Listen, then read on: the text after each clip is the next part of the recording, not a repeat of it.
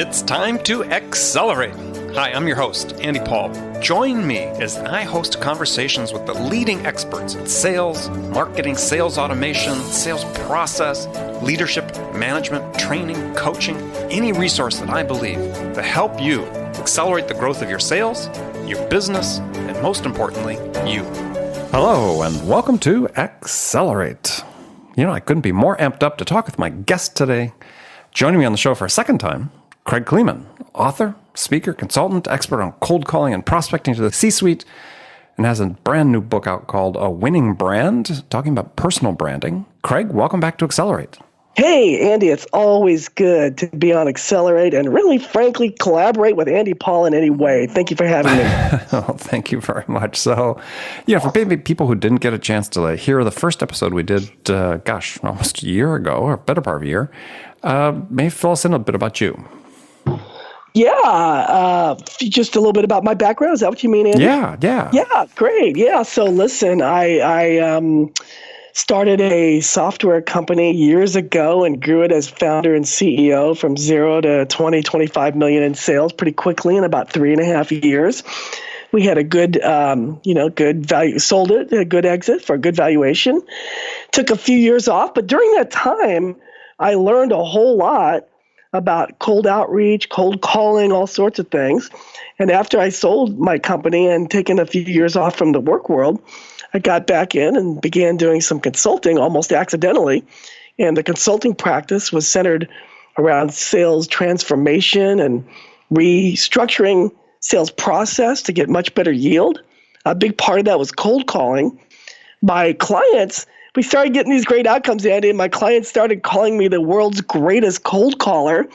And so I just decided to adopt that moniker, and I'll talk to you about how pivotal that's been for my personal branding. But now 10 years later, I've done 80 engagements with all sorts of different companies, professional services, cloud-based, industrial, distribution, Just about all of it. And now I'm real pleased to be announcing my second book, which is part of what we're going to talk about today. So that's a little bit about me. Yeah, excellent. So, to your point about being the world's greatest cold callers, I think it was Dan Kennedy, isn't it, who said that, if someone doesn't appoint you, that anoint yourself. Hey, listen, I'll just put it this way. I've at least applied for the job. Whether I've really got it or not is up to my clients and your audience and everybody, in the community. Well, it ties in, as you mentioned, to your new book, A Winning Brand. And this is, part of a trend that's out there. I mean, I've actually, in the last week, I've interviewed maybe a third person talking about personal branding. So, and I have at least a guest a month on it. So why is this so current now? Why is this topic so hot? For a variety of reasons. But, first, let's just examine it from kind of an economic and macro kind of perspective. According to the United States Bureau of Statistics, there are more than 90 million individuals just right here in the good old USA who are eligible for employment but are not participating. There are countless millions more that are underemployed. And quite honestly, in today's volatile economy and just kind of the way globalization, the way the world is working, you can no longer be a bureaucrat in a procurement department or an operations department and expect to survive. All sorts of things happen, that puts pressure on the bottom line and pressure on headcount, and acquisitions occur and new leaders occur. And what happens is there's change, and there's change all the time. And nobody can really predictably stay in one place for a long time anymore, like in the good old USA corporate world used to be. Yeah, and so that day certainly changed. Yeah, that day has changed, Andy. And then not to mention the fact that, the NASDAQ and other exchanges, are sometimes, at these all-time highs. And boy, what happens if these things wildly correct? And then the whole job situation can become even more vulnerable. So the idea, Andy, is that in today's culture, you've got to stand for something to survive. And the best way and most efficient way to stand for something and improve yourself, even economically, and the way you're viewed by others, it's very simple. It's through digital assets. Personal branding is vital given the economic volatility, and it's easy to do when people have a step-by-step guide that instructs them almost like a cookbook for, cooking some good food in a step-by-step recipe format. And I guess underneath it all, that would be some of the philosophical sort of reasoning as to why this topic is pretty darn hot right now. But the thing that's I think different, if I catch what you're saying, is that's different from what a lot of others I've spoken to. It is different from others I've spoken to. Is they're more focused on people that have an outward-facing role in a company. Sales. It could be marketing. It could be a C-level executive. Somebody that's meeting with investors or potential partners, suppliers, and so on. But based on what you were just saying, it sounds like you're saying, look, everybody, regardless of position, everybody needs to have a personal brand, needs to develop these digital assets. I agree with both of those statements, Andy. I agree that why there's this compelling need for the C-level and the investment bankers and those people. But yes, I say yay and amen to the second part of the equation, that everyone in today's age and the volatilities that exist, et cetera, everyone ought to at least examine building a personal brand. And most everyone ought to do it, and it is pretty darn simple to do it. Well, given the tools and simple, as you said, you do lay out a step-by-step guide to do that. But it seems like one of the really sort of fundamental steps that goes into creating a personal brand is that people have to understand what they stand for, right? Yes. I mean, it's I wonder how many people really give that much thought to it, right? And sort of their day-to-day lives, and again, whether you're outward-facing or you're in a more conventional office job, is if you're going to stand out, you have to know what you're standing for. Man, you're exactly right. In fact, I'll just even tell you before we dive into some of these principles, and one of them is discover your own originality. But before I sort of dive into that, I'll even tell you that some years ago, Andy, I was at kind of a place in my life where I was despondent. I had gone through, I'd lost, the most important adult relationship of my life, and it was very painful for me. And it, just in all transparency, it was a little bit of fracturing at the family level. And, I kind of woke up, oh my gosh, single and, terrified of dating and all these other crazy things. And I just was, really despondent. And really, I decided I'm going to go on a journey. I'm going to rebuild my life and reinvent myself. And so one of the things that I did was to take to this particular topic of personal branding, and one of the principles, which is discovering my own originality and not being shy and being rather bold about getting it out there. So I don't know if you want me to go into all the principles now, but we'll get to it. Go ahead.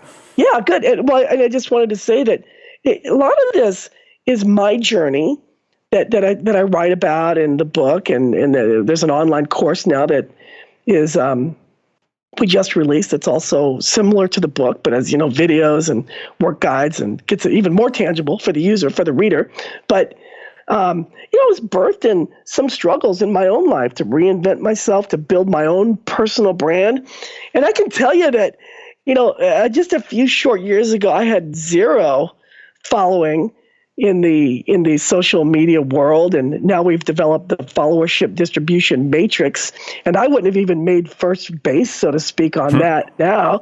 And after just a few years of first sticking in my toe in the water and then being bold and then really getting with it, I now have hundreds of thousands of followers in social media. I've built a global brand that frankly has earned me a whole lot of money and has opened the door for a lot of lifestyle things that's been outstanding. And so I just like to sometimes share with people transparently that it was birthed out of a place of just a real desire to change and go through some change, personal change sort of thing. And then being a little bit bold, and it's kind of all built. So that's kind of just a little bit of background. Let's dissect you for a second. So, you said you started in this place of despondency, and you have some fairly distinct things that you do and for yourself in terms of outward branding, let alone set aside get to personality and so on. But just on the surface, you've chosen to have like your trademark, so to speak, right? I sure have. Yeah, so why don't you talk about that? So I'll talk to you about that. Now, I do have some trademarks, and I don't advise that your listeners adopt the trademarks that I've adopted. But I wear a peace sign necklace on almost all occasions, even publicly, even doing consulting, even speaking at large conferences. In part because I believe in peace. I believe in world peace.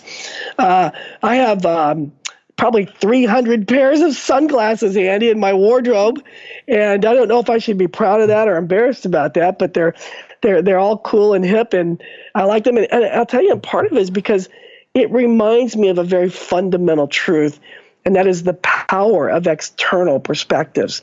And it reminds me to constantly be intellectually curious and to embrace the perspectives of others and to constantly learn. So those two things. I just started doing. How do those things remind you of that? The sunglasses just remind me of vision and remind me of perspective. So I wear those, and the peace sign is just something I believe in. And quite, to be honest with you, it was a little bit of an accident. I spoke at a conference. I'd been doing some videos, and I'd been, wearing a pair of sunglasses and my peace sign necklace and a little bit of the rock and roll kind of image. And I showed up for a conference before I knew this had become a brand. And the conference promoters said to me something like, "Hey, Kraig, you are going to change clothes and put on those sunglasses and that peace sign necklace and, all the big leather jacket and stuff, black leather jacket. You said, "No, I'm going to put bell bottoms on." I said, "No." They said, "Oh, dude, our audience is expecting that from you. We're in Chicago. Would you mind, we'll pay your Uber or whatever. Would you mind zipping home and changing and coming back?" And that's when it dawned on me, this really has become a brand for me. So it was me just kind of being me. And then later it just kind of turned into a brand and something that the public and the people I work with tended to gravitate towards. Well, so let's talk about that then. So, yeah, the first principle you talk about is attitude. So, then that includes, being bold. So, yes, sir. So if someone's listening to this and again, let's say it's somebody that does do an outward facing work and like sales, and they're sort of concerned about, what my customer is going to think about it and so on is how bold can people be? I mean, how free can they feel, and how did they get to the point where they feel comfortable as you did to, I first knew you as somebody who always wore sunglasses and quite frankly wondered, what the hell is he doing? So, how do people come to be comfortable with that? Well, like Steve Jobs and his, black turtleneck sweater, as you talk about in the book, or so on. Yeah, I think that there's sort of 5 principles that kind of play into this. One certainly is an attitude of being bold, embracing, external perspectives, as I mentioned earlier. But I think part of it, too, in terms of how bold do you get, is really jumping to the next 2 or 3 principles. One is taking inventory, discovering your winning brand mix, or your gift mix, really. We use the word gift mix in the book. So what tell people what you mean by gift mix. Thank you. I am glad I could explain that because I have a lot of passion for that. But I mean, taking inventory of your skills, your talents, your abilities, and doing it in a fair way. Doing it, yourself. In fact, the book even has work guides and little areas to work on this, and even surveying others who know you and understand you, and really understanding, okay, what have your accomplishments been, and inventorying all of the skills, the talents, and abilities, and then ultimately there's exercises and all sorts of things associated with both the book and the course, the online course, but on the other side, you then come up with a clear definition of your own gift mix. And as part of that, Andy, we jump to principle 3 and all these principles before we jump together and jump forward on that one. So here's, I think, something probably the one that in some respects might be the most problematic for a lot of people, which is to be able to pragmatically assess themselves, right? In terms of, what my strengths are, the things I bring to the people I work for, both my employer and customers and people I live with and my family and so on. And I think for a lot of people, and you brought up a good point about having somebody external, talk to you and assess you and so on. But think a lot of times it's lack of confidence in people to sort of say, yeah, I actually have things that do benefit other people, that other people do value. Because people, I think, are a little reticent to sort of, in the main, a little reticent to come out and say, yeah, these are things that I'm really good at and I stand for and I provide value with. Yeah, I think you raise a good point. And I mean, we all have certain, we're all wired differently in terms of our personality type. And some people may be more timid and others may be less timid. But, my view of humanity is that, we're all just part of this sea of goodness. And all of us have tremendous goodness that has the potential to contribute well to, each other, society, families, and create goodness. And I really, in my book, I really exhort people to, hey, don't be shy. And we would literally give exercises. And I'm glad you mentioned, sort of the external perspectives. We ask people to find key people in their lives to help them. And, let's face it, when you interview for a job, you got to highlight your accomplishments. Mm-hmm. When you build a LinkedIn profile, you got to highlight the things you've done and you've accomplished to make yourself qualified for that next kind of thing.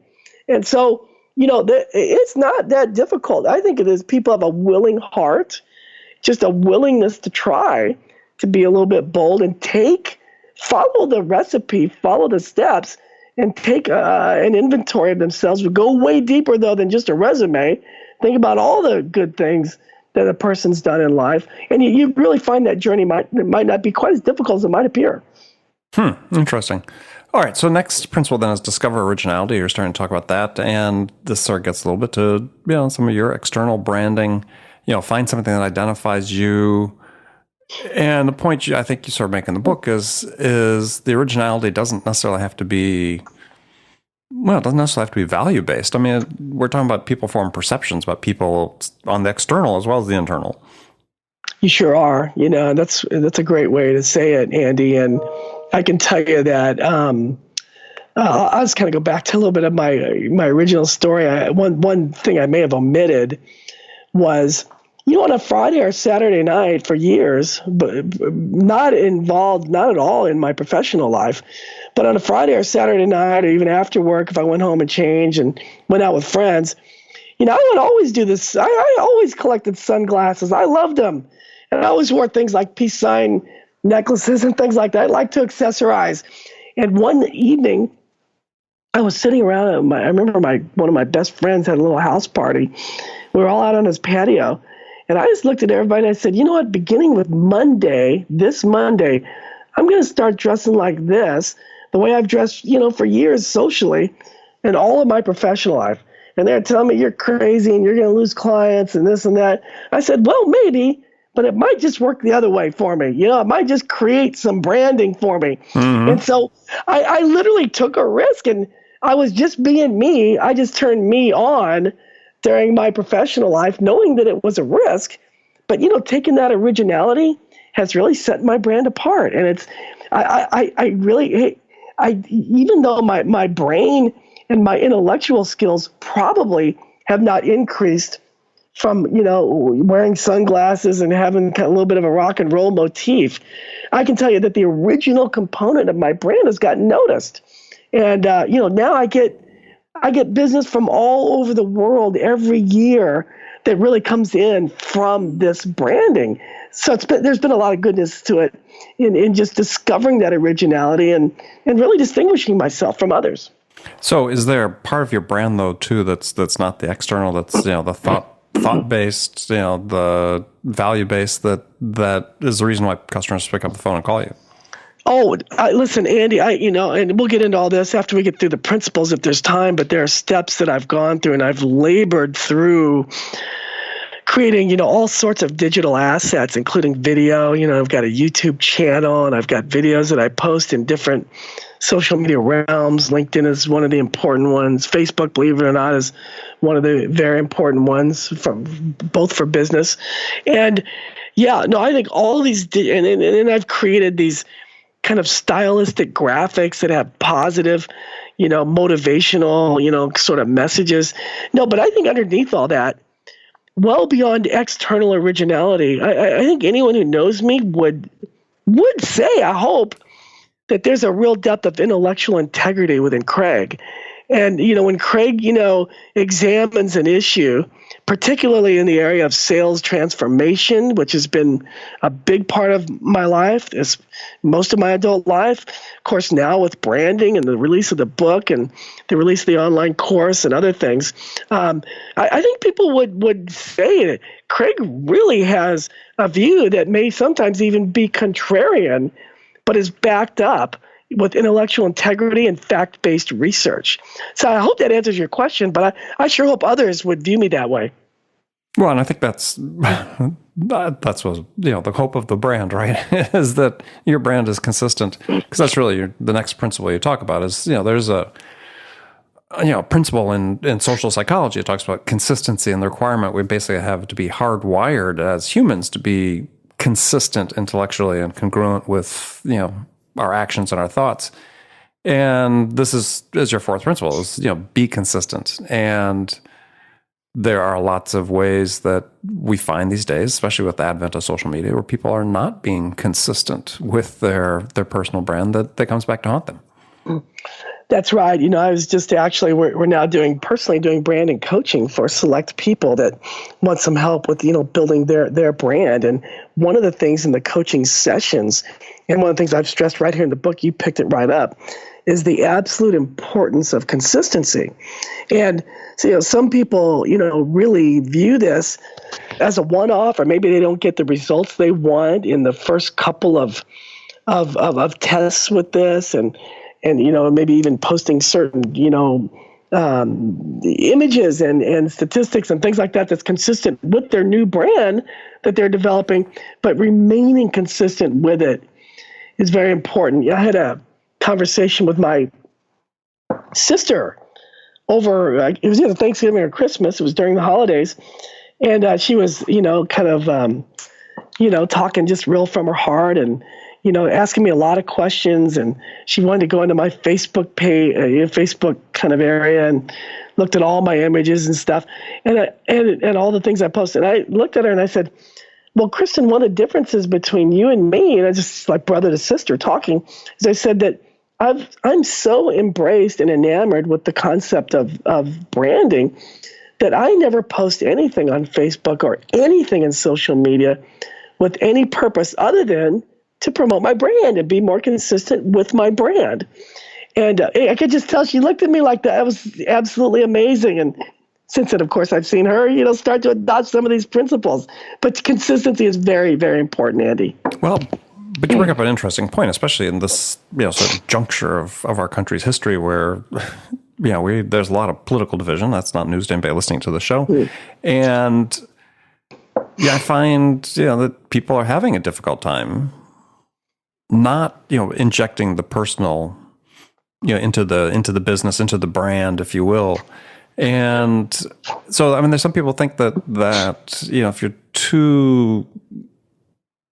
if you're too impersonal, let's say, that it rings as inauthentic, meaning that if you're not reflecting part of what's going on around you in your social sharing and so on, then maybe that's not very authentic.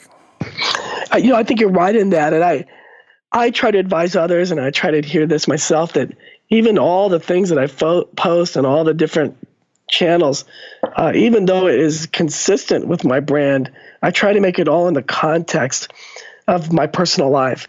I happen to travel a whole lot. I travel the globe sort of all year, every year. I own some businesses in Southeast Asia, so I'm there at least quarterly, probably 4 or 5 times a year. My client work takes me all over the world. And, I have 2 GoPros, and I travel all over the world, not only with my iPhone, but also with my GoPros. And I've got, of course, I started out with just an iPhone only, but, now I've got, with my GoPro, I've got these, these tripods and all these equalizers. And I'm not a super uber videographer, but I travel with my GoPro everywhere I go, and I've gotten some of my best videos. In fact, the online course, A Winning Brand, I filmed all 20 videos all over the world. A good percentage of them were in these exotic places, these islands in Southeast Asia. So I will say to you, I think you make a good point, bringing in some of your personal life and what interests you, and especially things that are gonna kind of send a signal to others about your personal life, consistent with your brand, I think is a great idea, and I practice that myself. Right. But as you said, and you bring this out in your book, I mean, if you're Derek Jeter and you're building a brand that's around, being a role model for kids, then you don't post pictures of yourself drinking alcohol, let's say, or something. That's right. That's right. So that's what that's Derek's way of being consistent with what he wants to do. It's and so the details, but part of the thing that gets to it is that I think important for people to understand is these details are important. And, you give several examples of that, but, we talk about the way you write emails, your personal grooming and style, posts you make on social media, as we talked about, the way you conduct yourself with other people. If you're really serious about building this brand, there has to be consistency across that. Absolutely agreed. In fact, on that note, I made a decision long ago that in my public life, when I'm either, sort of on the stage speaking or in some sort of public webcast, I made a decision long ago. Anytime I talk publicly, I'm going to keep it rated G. I guess in private, it gets a little beyond rated G. I'll be honest with you, but in public, I would never say a swear word. I would never. It's just something that I value in public. So there are things in public about remaining consistent to not only your the consistency itself, but also the personal values that you want and want to reflect to others. And I think that's important that people embrace that as well. Okay. So last principle then is, and the last one we'll really have time to get to is the last one. It's get visible, which is expanding your reach digitally, expand your digital footprint. You give a lot of step-by-step guides in the book, and people can buy the book and get into those. But give a few examples of what people need to be doing. Yeah, that's great. Well, I can tell you, first of all, I also want people to know how simple this is. All you really need is a smartphone with a camera, access to the internet, some sort of desktop or laptop, and you can get good Wi-Fi. You pretty much have all the equipment you need. Of course, I want people to think they got to go buy all kinds of GoPros to get started. I've advanced along the way. I even hire videographers once in a while to do cinematic things, but got started with just the basics. And so in the book, as you probably read, we go through all these different platforms and how to get started on, and how to manage things like Facebook, LinkedIn, Instagram, how to use tools like Hootsuite to schedule all these things and make it really simple to keep the brand moving. But I would say the single most important action that somebody wants to build a winning brand could do is to purchase the URL that is firstnamelastname.com. Andy, your first name, your last name. Not right. yours, but yours, the people listening, right? We could all try by KraigKleeman.com, but I think it's taken. That's been taken. That's right. But I would like to tell you that when that was taken by me, and when I built out digital assets, and when I adopted the moniker of the world's greatest cold caller, Andy, I can tell you that was the beginning of the thing taking off like a rocket ship. And that was also the beginning of, quite honestly, the fees that I'm able to charge now as a consultant have increased by sometimes as much as 10x from what they were prior to procuring on GoDaddy or one of those other places that that you can buy the web, the domains just by procuring KraigKleeman.com. And then later, getting YouTube channels and things like that. Now, when you Google my name, whether it's, everything or whether it's just images or whatever, it explodes now with material. So, but KraigKleeman.com or procuring for anyone, firstnamelastname.com is one of the most important steps to build a brand and start increasing your position on the followership distribution matrix that we talk about in both the course and the book that we probably won't have a lot of time to talk about today, but helps track a person's progress as they are building their brand. Yeah, and if it's not your, I do have andypaul.com, but actually had to go buy that from somebody, and for not very much money, fortunately, and they were never using it. And you'll find that as people go out and try to buy their names, whether it's for their name for a Twitter handle or whatever. Yeah, you may have to be a little creative in the naming, but yeah, try to get your own name. I bought my kids' names long when they were relatively young. They don't use them yet, but eventually they may. Smart idea. I had a conversation with another person who's pretty smart and very savvy in social media and branding, Gabe Bellamazur. You might know Gabe. Mm-hmm. Gabe told me that he thinks one of the best, for his very, very young children, he thinks one of the best investments he's ever made is buying their domain and just holding it for years so they can leverage it as a digital asset in the future. So I couldn't agree with you more. And then you're right, people can get creative. I mean, but my friend Dan Hughes, you may know Dan Hughes, real thought leader, brilliant guy. I think he could not get danhughes.com. I think he got dannyhughes.me or something. I have to go back and double check it. And he built a beautiful website, and it works for him. And some people slightly modify their names, and that works for them and becomes their brand. And we advise for people to consider that very seriously. If they can't get the domain that they want exactly, just find a little derivation of it and roll with it, Yep. All right. So, Kraig, last question then. So, someone's listening to this. How do they get in touch with you? How do they learn more about what you're doing with A Winning Brand? Hey, that's great. Well, they can go to Amazon and buy my book. It's simply named, A Winning Brand. The online course is simply awinningbrand.com, and they could, go there and see the online course. And if they want to, reach out to me, in person, my Twitter account is at Kraig_Kleeman. Those are Kraig Kleeman with a K. So at Kraig_Kleeman.